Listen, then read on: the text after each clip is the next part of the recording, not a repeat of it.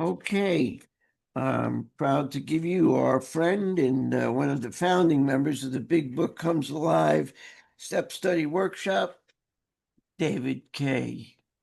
Thank you, Howard. Thank you, everyone. So my name is David. I'm alcoholic. Good to know I'm alcoholic. If I didn't know I was alcoholic, I'd be drinking. I'd definitely be having the first two drinks. And then I'd be wondering why I keep getting drunk. Okay, so now I know why I can't stop after the first two. I know I have step one in the bag, and I've been trying to keep in fit spiritual condition. But before I just get into this section, Howard mentioned Bob Kay. I met Bob at this meeting, Howard's meeting. I met Bob. Bob used to pop into Howard's meeting a lot, and we used to be talking about writing the big book, The Creation of AA, as well at the time. And I'm really impressed with him as I not because I had read some of his book, The Key Players in AA History at the time. It was an introduction to the history of things, but because I think because of his commitment to AA, he had great conviction about Alcoholics Anonymous, and I too have had that as well. And I identified it with Bob and other members.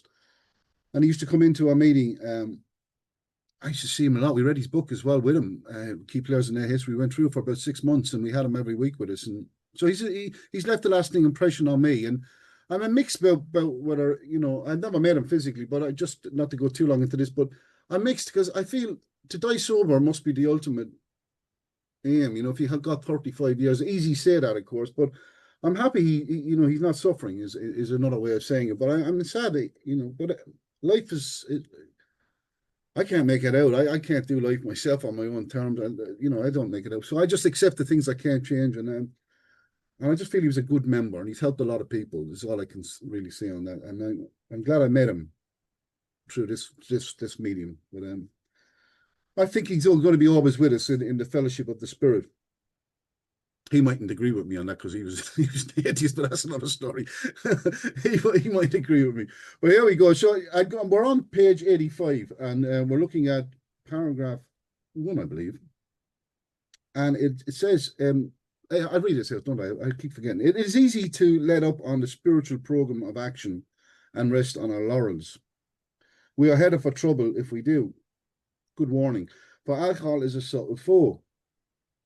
We are not cured of alcoholism, he says. What we really have is a daily reprieve contingent on the maintenance of our spiritual condition. Every day is a day when we must carry the vision of God's will into all of our activities. Quote, how can I best serve thee, thy will, brackets, not mine, in brackets, be done. He said, these are the thoughts which must go with us constantly. We can exercise our willpower along this line all we wish. Wilson said, it is the proper use of the will. And the end of the quote was, mine will be done. I want to just go back to 83 before I start on this. I have an idea what I'm going to try and do here. 83, when we get into the step, I won't, before in the step 9, he said, the spiritual life is not a theory. So he's introducing me to the spiritual life, I feel, at that time when I was going through it first. The spiritual life. And I remember thinking, what the hell is the spiritual life? What's that?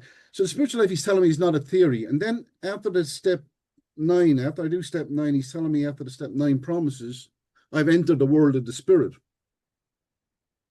Right? Now, I take that, I don't want to be too literal because I'll tell you why in a second, but I do take that as a factual statement for me. For me, I think that's a fact. I have entered the world of the spirit. And what I try to understand that to mean is that I'm operating on a place of principles, spiritual principles. And they're not something outside of me, meaning that it's not about what you can give me in a sense. It's what I can transmit. It's what I can bring to the table, regardless of how people treat me. Because I have these principles within me, not only me. Dina has them, Rob has them, Andy has them, John has them. Everyone has them. Even the baddies have them. The baddies. Even the bad people have them. Everyone's got them, but not everyone practices them. So I don't want to do everyone's inventory because I'm very good at that. But so I'm very good at pointing out words. So I have to try and remember. And this is what when I was a kid I used to do. Well, if everyone else is behaving a certain way, I'm going to behave a certain way. And when I got to AA, I realized the maturity of the people I encountered. Like, I didn't meet Bob Kay at the time, but I met people like Bob Kay. strong members of Alcoholics Anonymous who were living a spiritual way of life, as I understand it. And I just want to just start off this with reading just a short section from Scott Peck's Further Along the Road Less Travel. And he said, most people want peace without the aloneness of power. And he said, what they want is the self-confidence of adulthood without having to grow up. So I read this little booklet, Meditations from the Road, and this is one that I kind of go back to a lot because it describes me as being emotionally immature when I was drinking, but alcohol gave me the sense that I was a grown-up, and just because I said something spiritual, was I spiritual? No, I was just, a lot of it was to either get me out of a situation I got myself into, or I was trying to get into something I wanted to get into. So I wasn't going along with this reading here, the proper use of the will, when he says, how can I best serve thee? I wasn't saying, oh God, how can I best serve thee? Because I really hadn't a working relationship with God as I understand him at that time, meaning my God is inside of me, not some iconic image outside of me. I'm talking about, I hadn't got a working conscious contact, what we call in the next step, of course, but at this point, I hadn't got that conscious contact, which I feel I have this conscious contact today. I'm always connected to God, but I'm not always conscious of it. I'm separated in thought. So my thinking is sometimes not in alignment.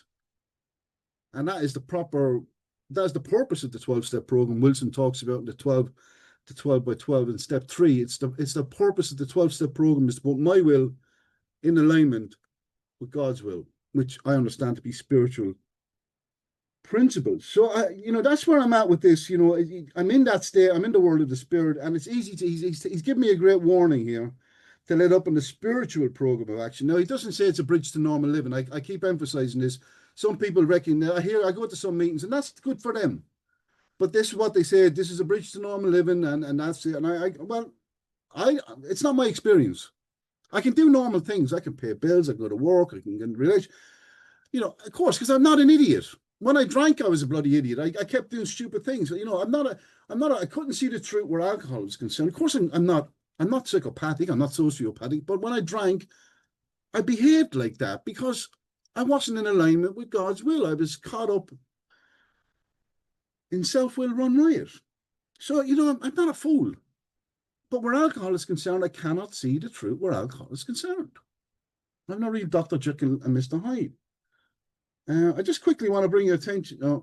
Can I just share? I may have to share my screen, Howard. Yeah, just give me a second and I'll get you shared. I just want to introduce a couple of things. Now, hopefully they won't be too long. And please, just take everything I'm saying with a pinch of salt. Please, I'm trying to lead somewhere, but you're letting me lead, and I appreciate it. Go ahead, Dave. You're on. Thank you, Howard. Thank you, Howard. So and again, if you want more information on these things at the end, we haven't got a lot of time, but let me just introduce you to some of these things. And some of them might go over your head and some of them might be relevant, and that's okay too. Just as we said at the beginning, I'm asking God that please help me to have an open mind here.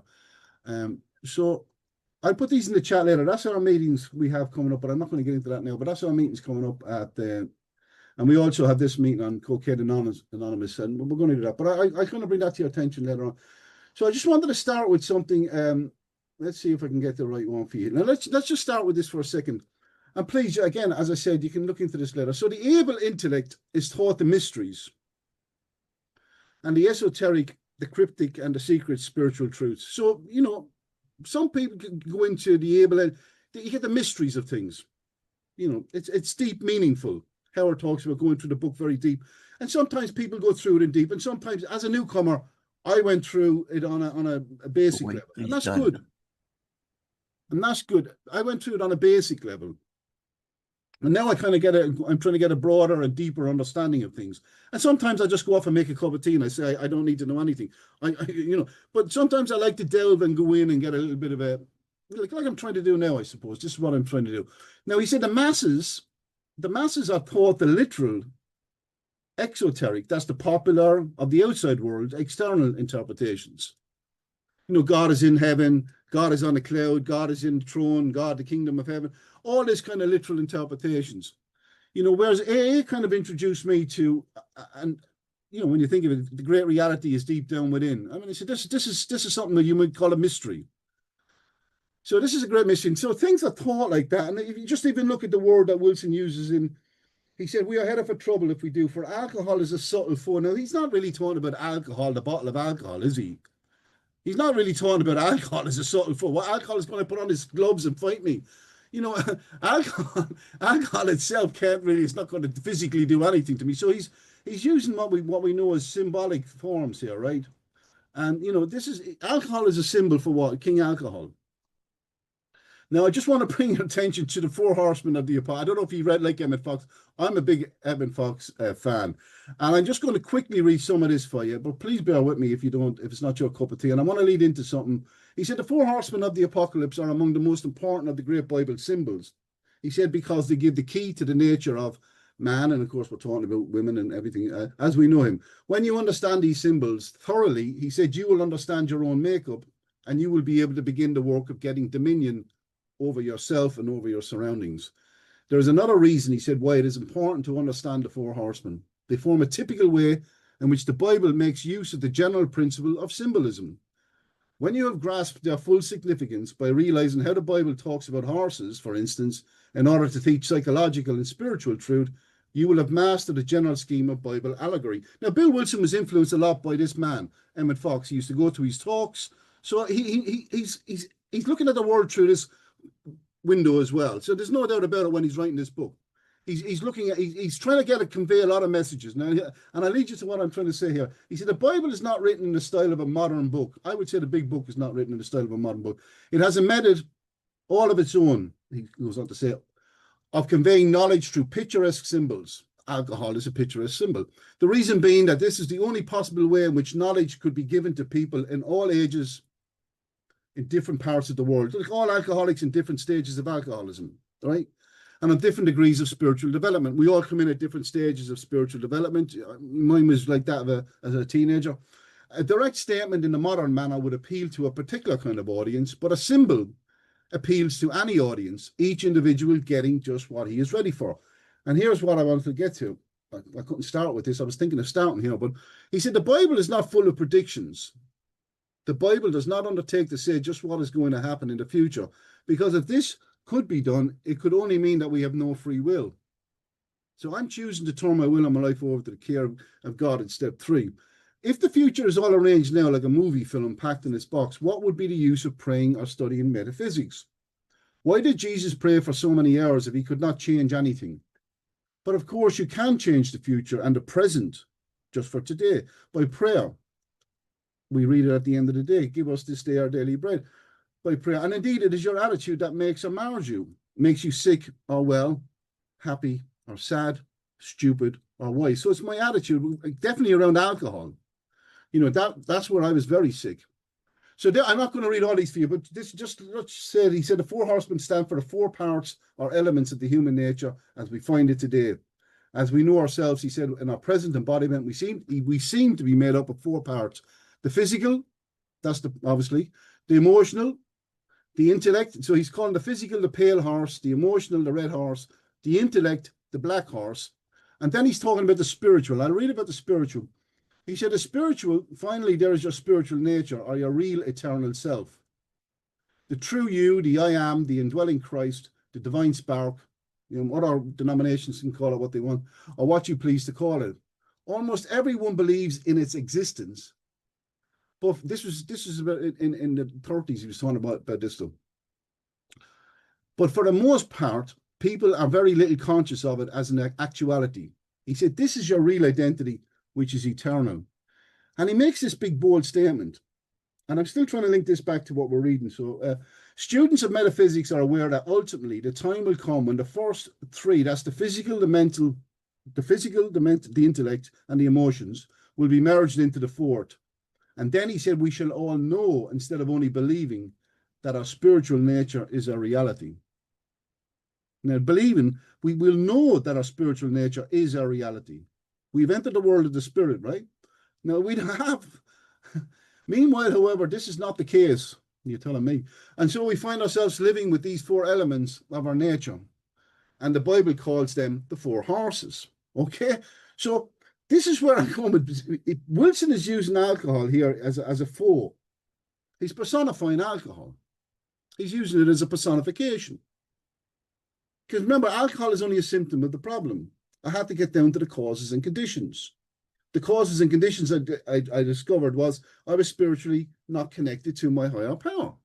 God, whatever we want to call it. My will wasn't in alignment with. That's the crux of my problem was I wasn't practicing spiritual principles. The spiritual life was a theory for me back then. I said a lot of stuff. I'm going to do this. I'm going to do that. I promise you this. I promise you that. And I meant a lot of it. I meant I was going to do. But here's the thing: I couldn't do it. I was never going to match up to what I was saying. I just couldn't because I'm an alcoholic and I was in alcoholism. That's a good excuse, but nevertheless, it's a fact also. I was in alcoholism. Now, today, I try not to get complacent. I still try and see opportunities where I can practice.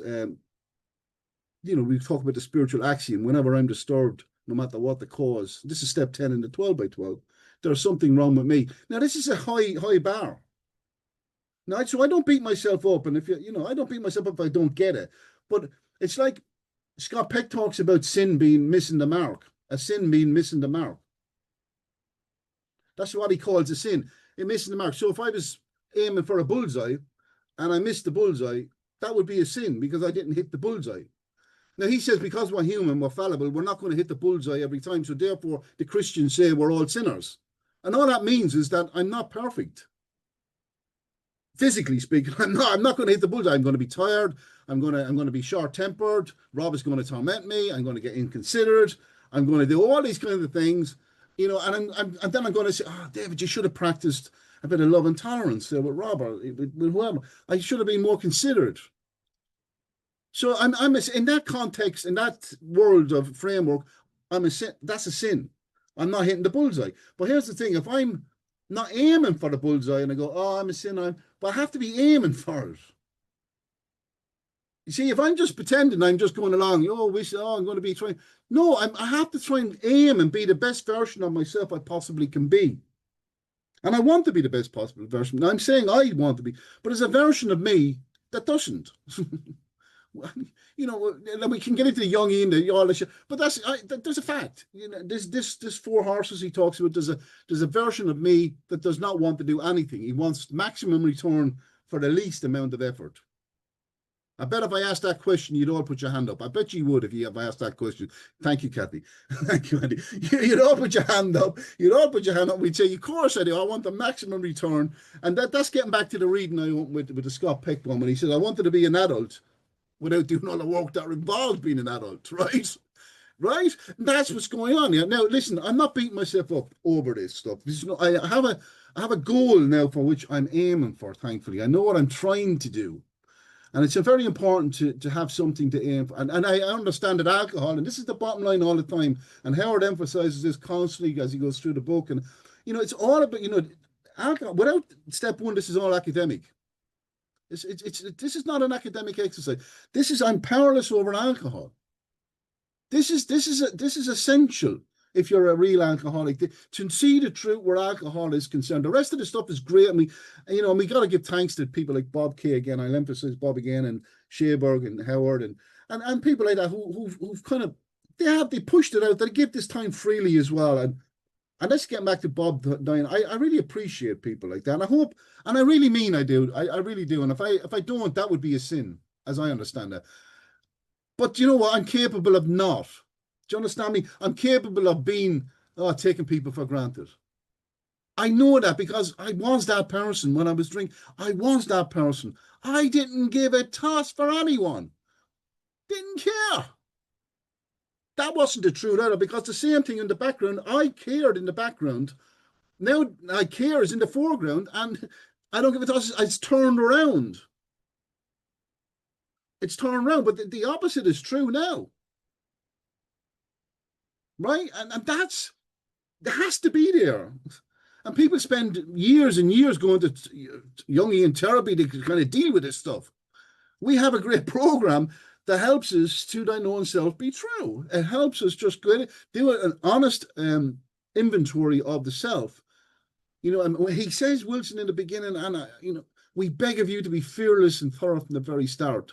Well, the very start can be today.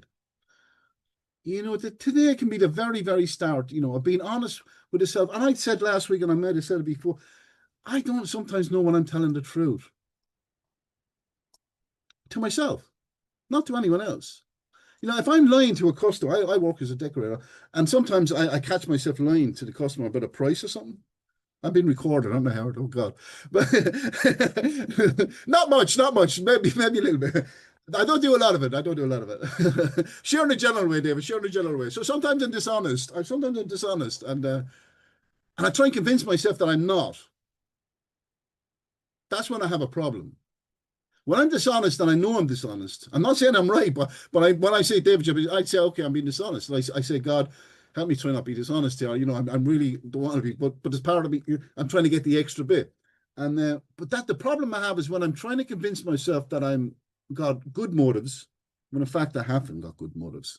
And sometimes I catch that very quickly. And sometimes I don't recognize it later on when I'm thinking, or maybe in a meeting and I might hear someone sharing, or I might be talking to a sponsor or talking to someone I take guidance from, and something like that, and I go, oh Christ, that's what I was doing. Oh, it's in a spot check inventory doesn't get everything. I can capture, but sometimes later on when I'm doing it, when I'm maybe looking at,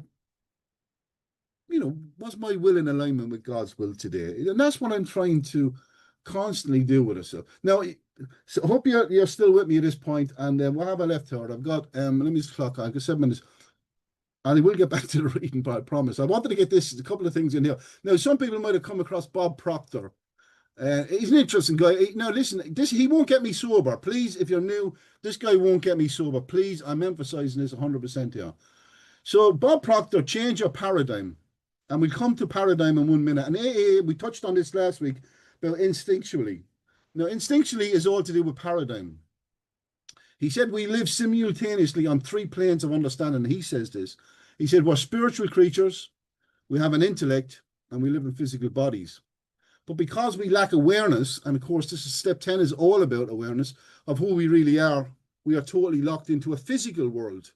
And remember, there's a mass industry out there trying to convince you that you're living in this, and it's called Hollywood, by the way, and Hollywood comes from the name of the wizard's wand. Did you know that?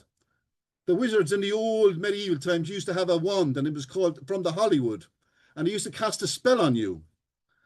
That's where it comes from. And so they're constantly casting a spell on us, telling us it's all physical, it's all physical. Imagine if they turned around tomorrow and they started to do the spiritual world. Imagine if Hollywood movies were all about the spiritual around and about practicing spiritual principles and none of this murdering and killing and corruption. And could you imagine if they wanted, they could do that at the drop of a hat, but the investors won't put the money into it. And that's another story, but that's something I have to work with on a daily basis, these institutionalized resentments that I have. So we let things, he said, now this is interesting. He said, we let things outside of us control us. When I'm in AA, it really doesn't affect me too much. But when I step outside of here, I know I'm going into that world. And everyone, there's a lot of people out there who subscribe to that world. And now he's saying here, Bob Proctor, 95% of the population, 95% of the population are reacting to life. They are not really living it. That's a big, big statement. Now, paradigms, quickly, I just try and get into paradigms. AA, by the way, the 12-step program is a paradigm. Please, Cody Peterson talks a lot about this in his book, The Shadow of a Figure of Light, about the archetype of the alcoholic. He talks a lot about the paradigm. He talks about Jungian stuff. The paradigms are a multitude of habits passed down from generation to generation, and they manifest themselves in many ways. Paradigms are the way you view yourself, the world, and opportunity. They are how you approach change and challenges. I'm applying this to our program. This is how I'm seeing AA. AA is a paradigm. I have a new way of thinking, a new pair of glasses. I have a new paradigm, but I must change it instinctively in the background of my mind. It must come instinctively because a lot of my habits are there from the old alcoholic. Someone wrongs me, I want to get even with them. That's how I can react if I'm not in fit spiritual condition. Now, because when AA is kicking, when I'm in fit spiritual condition, if someone cuts me up, I cycle through London, if someone cuts me up on a taxi or a bus, I can instinctively go, okay, give the man the right to be wrong, or you were going wrong, David. Instinctively I can do that now. I don't even have to think about it. But if I'm tired, I feel I want to chase the guy on my bike. And that's me being a teenager. That's me being a teenager. So he said, once I realized that all of my behavior is controlled by paradigms, he said, the way you look at the entire world will change. This is what AA's paradigm is doing, has done for me, and continuously is doing for me. Now, it takes a change in paradigm, and a paradigm can be done. Now, ideas that are fixed in our subconscious mind are known as habits.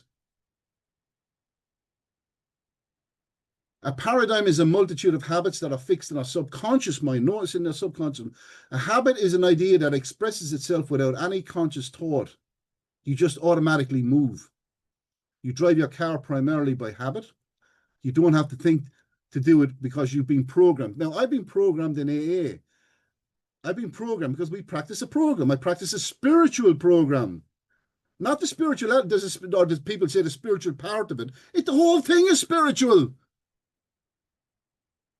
The spiritual program, in a program, a program is a sequence of events that leads to a conclusion. Any program is a sequence of events that all interact together. All the steps work individually like a finger on your hand and collectively like the digits on your hand. So all the steps work together individually and collectively. And that is step 12. And I think this is the last one.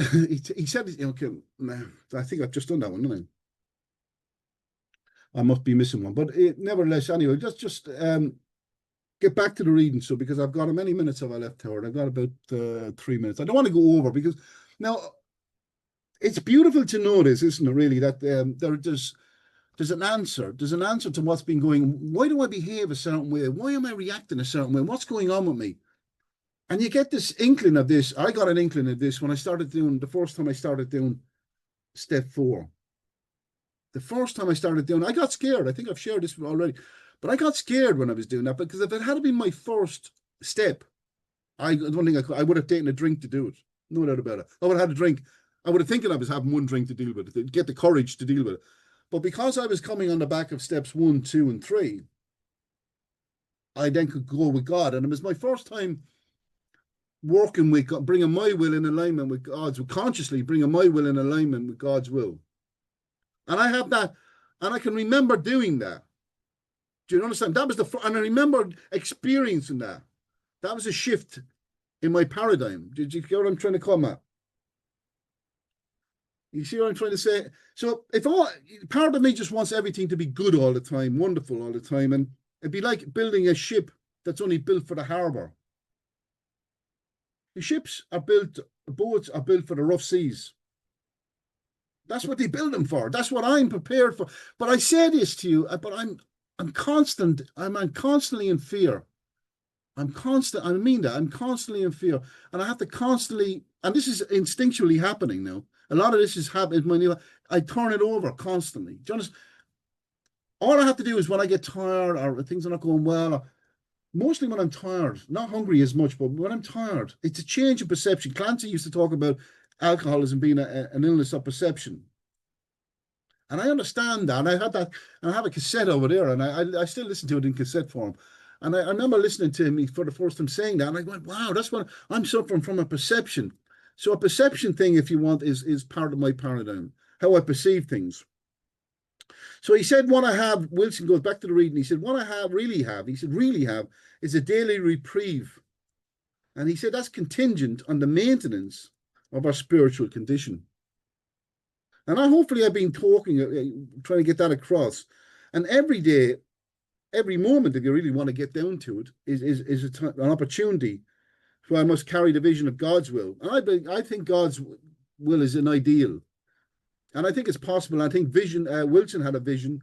And I think Wilson put that into print. And he had a vision too, of what we could all be like. And sometimes I might get a glimpse of that vision. And I might be with other people in fellowship, and I get a sense of this community, this kingdom. And it's a most magnificent place. And it's not outside, it's a sense of it. I can think of people who've been with me along the way, and my dad, I can think of my dad. I wanted to kill my dad before I got into recovery, and I physically fought my father, but I was able to make amends to my dad, and I was able to carry his coffin and things like that, because I wasn't a bad person. I was a very disturbed person. You know, I'm really driven by vengeful resentments. And I started to like them. And this is the insanity for me. I started to like that persona was taking that personality was becoming the dominant one with me. You know, and I didn't want to be that, but it was taking me over. So Howard, I think I read this section again, don't I? And is that yeah, thank you. So we'll go back and I'll read this again just to catch up with people, so you can get back to the big book. So he said it's easy to let up in the spiritual program of action and rest on our laurels. He said we're headed for trouble if we do, for alcohol is a subtle foe. We are not cured of alcoholism.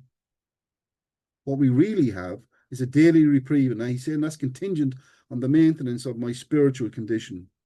Every day is a day when I must carry the vision of God's will into all my activities. How can I best serve thee? Thy will, not mine, be done. He said, these are the thoughts which must go with me constantly. We can exercise our willpower. I can exercise my willpower along this line. All I wish, he said, is the proper use of the will. And I agree. Thank you, Howard. Thank you, David. That was extraordinary, as usual. As usual. Let me stop the recording.